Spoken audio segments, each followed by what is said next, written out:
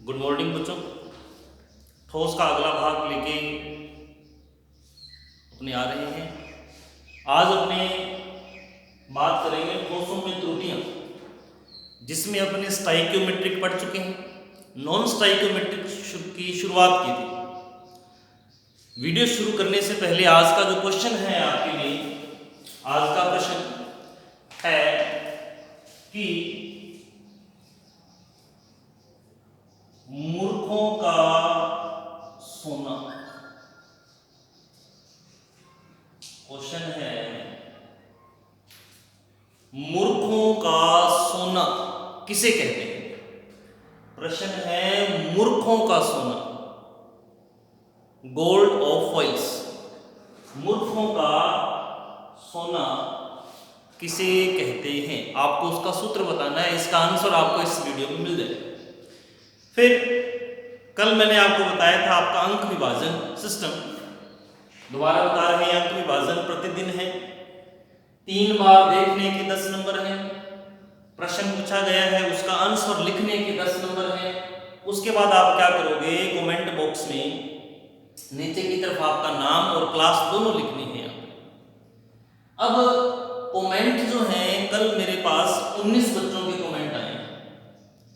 समस्या ये कि कई बच्चों को अभी कमेंट करने नहीं आ रहे। आपको कमेंट YouTube चैनल पे करने हैं अपने। जैसे ही वीडियो देखेंगे, वीडियो के नीचे जाएंगे तो नीचे आएगा ऐड पब्लिक कमेंट, वहां कमेंट करें। लेकिन किसी बच्चे को नहीं कर पा रहे, उसका कारण है कि व्हाट्सएप पर देख रहे हैं।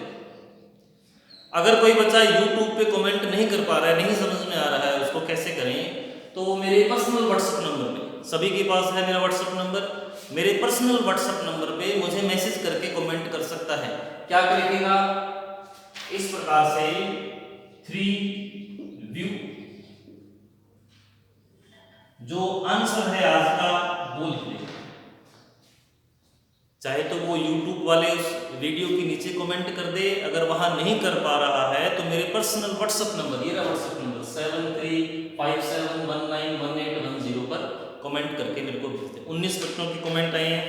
अब जिसके कमेंट आ चुके हैं उनके नंबर ऐड हो रहे हैं, और जिसके नहीं आए उनके कमेंट, उनके नंबर 10 और 10-20 नंबर वैसे कम हो रहे हैं। रैंक बनेगी। लास्ट रिजल्ट में आपने देखा है कि सर ने, रिशपाल सर ने घोषणा की है कि जिसकी फर्स्ट रैंक आएगी, स्कूल ओपन होते हैं उनको प्राइज दिया जाएगा। रैंकिंग सिस्टम बनाई जा रही है। 19 बच्चों के कमेंट आए हैं मेरे पास। आज मैं चाहूंगा कि सभी बच्चों के कमेंट आने चाहिए, क्योंकि जो व्यू है वो आ रहे हैं हमारे पास बराबर 150 से 200-300 बार वीडियो देखे जा रहे हैं। इसका मतलब बच्चे वीडियो देख रहे हैं, लेकिन कमेंट जब तक आप हमें नहीं करेंगे तो हमें पता नहीं चलेगा कि आपको समझ आ रहा है कि नहीं आ रहा है, कोई प्रॉब्लम तो नहीं है। जिन बच्चों के कमेंट आए मैं फटाफट नाम बोल रहा हूँ। जिसके आ चुके हैं मेरे पास, अनीता चेचू, दीपिका, हंसा गुज्जर, जयश्री राठौड़, जितेंद्र भावरिया, कविता कुमारी, ममता गुज्जर, मोहित सैनी, रोहित स्वामी, सरिता ओला, सरोज बधाला, उर्मिला गुज्जर, उदय लाटा, अशोक कुमार जाट, दिव्या सोलेरा, मनीषा मावलिया, राजपाल देवेंदा, रवि चौधरी, सुधांशु, सुरेश कुमार धायल। इन बच्चों के कमेंट मेरे पास आए हैं। इनके 10 और 10-20 नंबर इस प्रकार से लिस्ट बनाई जा रही है। इस लिस्ट के अकॉर्डिंग उनके नंबर यहाँ पे ऐड होते जा रहे हैं। जैसे ही पेपर वाला सिस्टम आएगा बता देंगे। दूसरा आपको बता दिया गया है कि चैनल पे अलग से आपको रिजल्ट फोल्डर मिल रहा है और इन्फॉर्मेशन फोल्डर मिल रहा है। तो ध्यान रखिएगा, कमेंट करना ही करना है। कमेंट आप या तो YouTube वाला जो वीडियो देखा उसके नीचे कर दें, वहाँ नहीं कर पा रहे हैं, समझ नहीं आ रहा है, तो पर्सनल व्हाट्सएप नंबर पे कर दें। केमिस्ट्री वाले सर को, फिजिक्स वाले सर को व्हाट्सएप कर दें, बायो वाले सर को, और मैथ वाले सर को। आज हम अपने आगे बढ़ते हैं, आगे बात करते हैं। अब अपने बात कर रहे थे ठोसों में त्रुटियों में थी नॉन स्टाइकियोमेट्रिक त्रुटियां। 4 प्रकार की बताई मैंने आपको। धनायन की न्यूनता, इसके बारे में बात कर चुके थे। इसे आप ऐसे भी कह सकते हो, ये जो धनायन की न्यूनता है, आप कह सकते हो धातु की न्यूनता। धनायन और धातु एक ही बात होती है, ऋणायन और अधातु एक ही बात है। धनायन की न्यूनता, धातु की न्यूनता, धातु न्यूनता दोष। कल इसके बारे में मैंने आपको बताया। इसके बारे में जब अपनी चर्चा की थी डायग्राम बनाया था, इसमें कहा आपने कि एक धनायन अपना स्थान छोड़कर वातावरण में मुक्त हो जाता है। एक धनायन जो है, ये धनायन अपना स्थान छोड़कर वातावरण में मुक्त हो जाता है और आवेश को संतुलित करने के लिए एक अन्य धनायन अपने ऑक्सीकरण अंक में वृद्धि कर लेता है। आवेश को संतुलित करने के लिए एक अन्य धनायन अपने ऑक्सीकरण अंक में वृद्धि कर लेता है। होल बन गया, होल बनने से कुचालक से कैसा हो गया, सुचालक। लेकिन इसमें एक विशेष बात हो गई, क्या है? धातु न्यूनता दोष में एक विशेष बात और है, क्या है? मान लीजिए ये धातु जिसने अपने ऑक्सीकरण अंक को बढ़ा लिया, अगर ये एग्जाम्पल अपने ले लें FeS का, किसका ले लें? FeS का। मान लो कि FeS में ये त्रुटि है, कौन सी? धातु न्यूनता दोष। तो इसमें क्या होगा?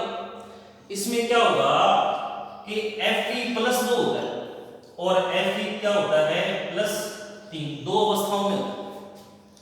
जैसे दोष पाया जाएगा, मान लो कि यहां पर था ये Fe+2 है, यहां ऋणायन S-2, फिर Fe यहां आ गया Fe+2 और ये S-। इस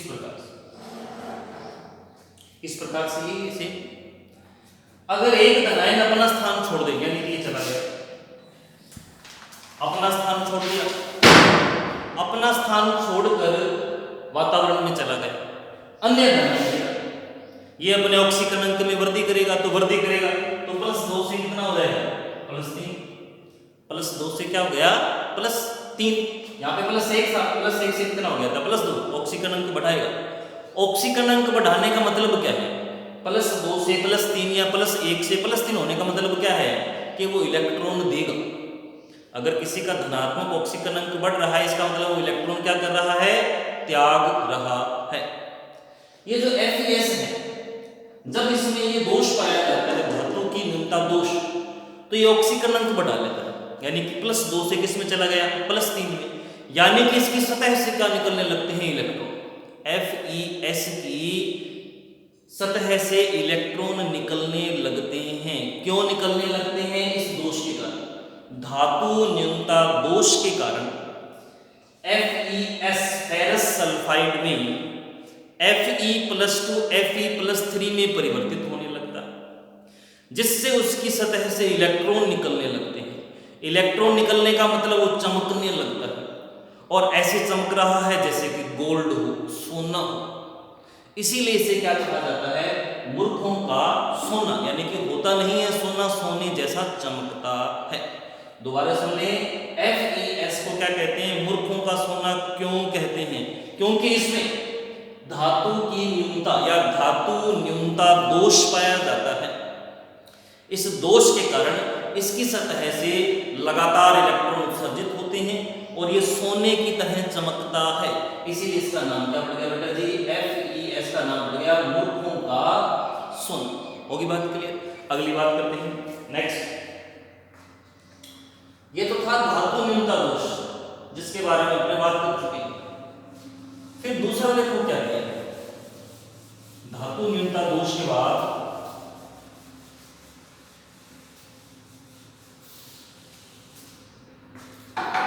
अपने पास है ऋणायन की न्यूनता।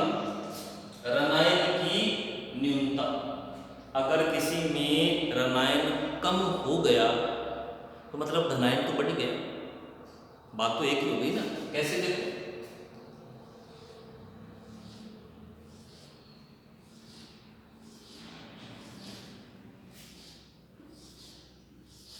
ये एक आयनिक की होगी, प्लस माइनस प्लस,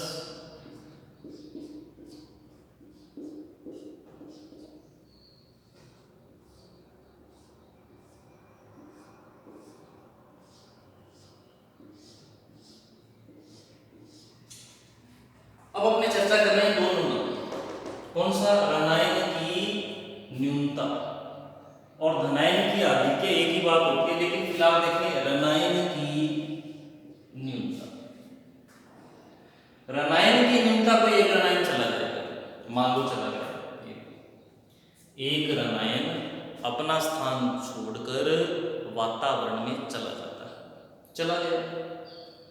आवेश संतुलित करना पड़ेगा। आवेश संतुलित करने के लिए ये जो आयनिक यौगिक है वातावरण से एक इलेक्ट्रॉन का अवशोषण कर लेता है। जब एक ऋणायन चला जाता है तो ये आयनिक यौगिक वातावरण से एक इलेक्ट्रॉन का क्या कर लेता है, अवशोषण कर लेता है। इस इलेक्ट्रॉन युक्त क्षेत्र को F केंद्र कहते हैं। इस इलेक्ट्रॉन युक्त क्षेत्र को क्या कहते हैं, F केंद्र कहते हैं। इसका मतलब है, F का मतलब फेरम। F का मतलब क्या है, फेरम। फेरम से मतलब होता है रंग प्रदान करने वाला। F केंद्र में F का मतलब क्या है, फेरम, और फेरम से मतलब क्या है, रंग प्रदान करने वाला। डायग्राम बनाएं।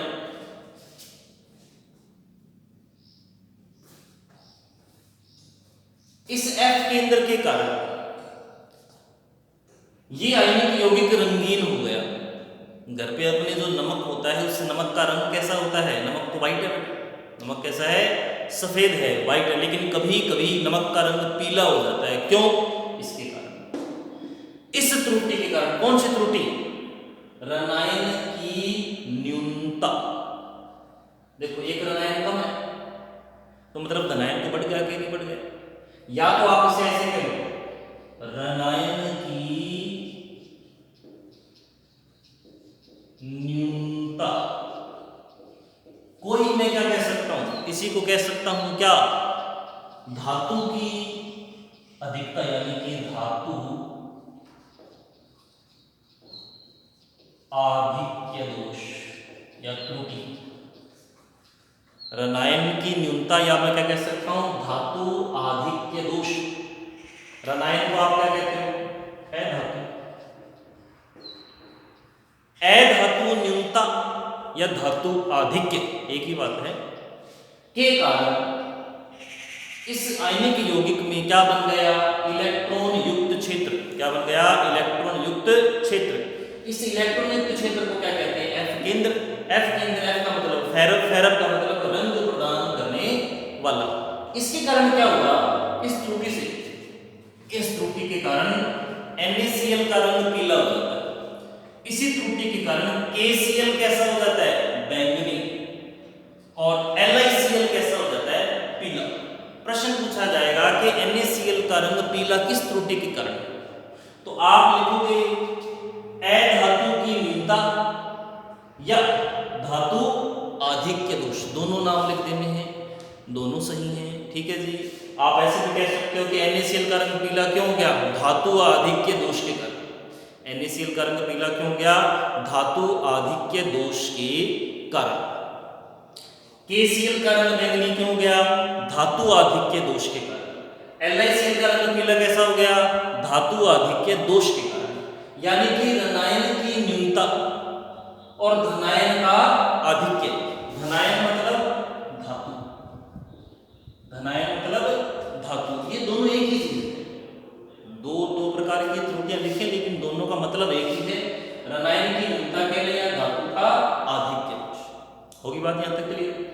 अब देखो प्रश्न पूछा जाएगा कि F केंद्र किसे कहते हैं। तो F केंद्र किसे कहते हैं कि इलेक्ट्रॉन युक्त क्षेत्र F केंद्र कहलाएगा। इलेक्ट्रॉन युक्त क्षेत्र क्या कहलाएगा, F केंद्र कहलाएगा।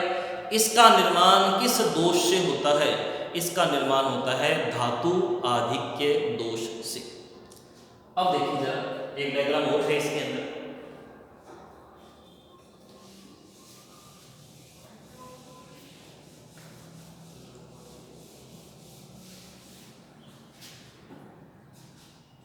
ये जो ZnO है, जिंक, Zn ऑक्साइड है, इसका रंग मैंने कैसा लिखा है? पीला। ये पीला होता नहीं है, वास्तव में सफेद होता है, लेकिन दोष के कारण कैसा हो जाता है? पीला हो जाता है। कौन से दोष के कारण? यही चीज, धातु आधिक्य दोष के कारण। यानी कि NaCl पीला है, KCl बैंगनी है, LiCl पीला है, ZnO पीला है। किस दोष के कारण? धातु आधिक्य दोष के कारण। प्रश्न की प्रकृति फिर सुनो बेटा जी। NaCl जो अपने घर पे पाया जाता है सामान्यतः व्हाइट होता है, सफेद होता है। अगर उसका रंग पीला हो गया तो किस दोष के कारण हुआ जी? धातु आधिक्य दोष के कारण। उस दोष से उसमें बना क्या? उसमें बन गया F केंद्र। ठीक है जी, उसको अपने समझा देंगे। मूर्खों का सोना किसे कहते हैं? FeS को कहते हैं। किसको कहते हैं? FeS को। क्यों कहते हैं? क्योंकि FeS के अंदर धातु न्यूनता दोष पाया जाता है।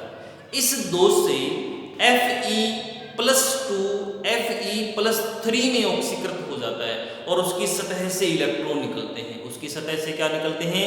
इलेक्ट्रॉन निकलते हैं और वो चमकता है, सोने की तरह चमकता है और ऐसे लगता है कि वो गोल्ड है, सोना है, पर होता नहीं है। इसीलिए उसे क्या कहा जाता है? मूर्खों का सोना। अब आपके पास आता है रनायन का आधिक्य।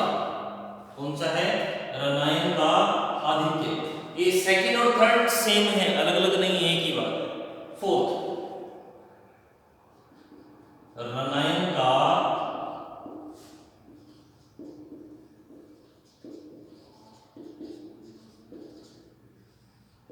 आधिक्य।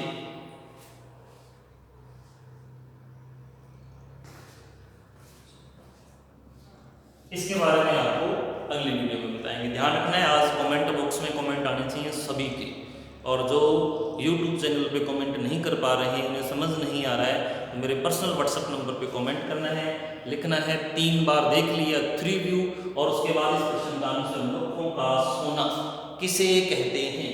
मूर्खों का सोना किसे कहते हैं? ठीक है, धन्यवाद।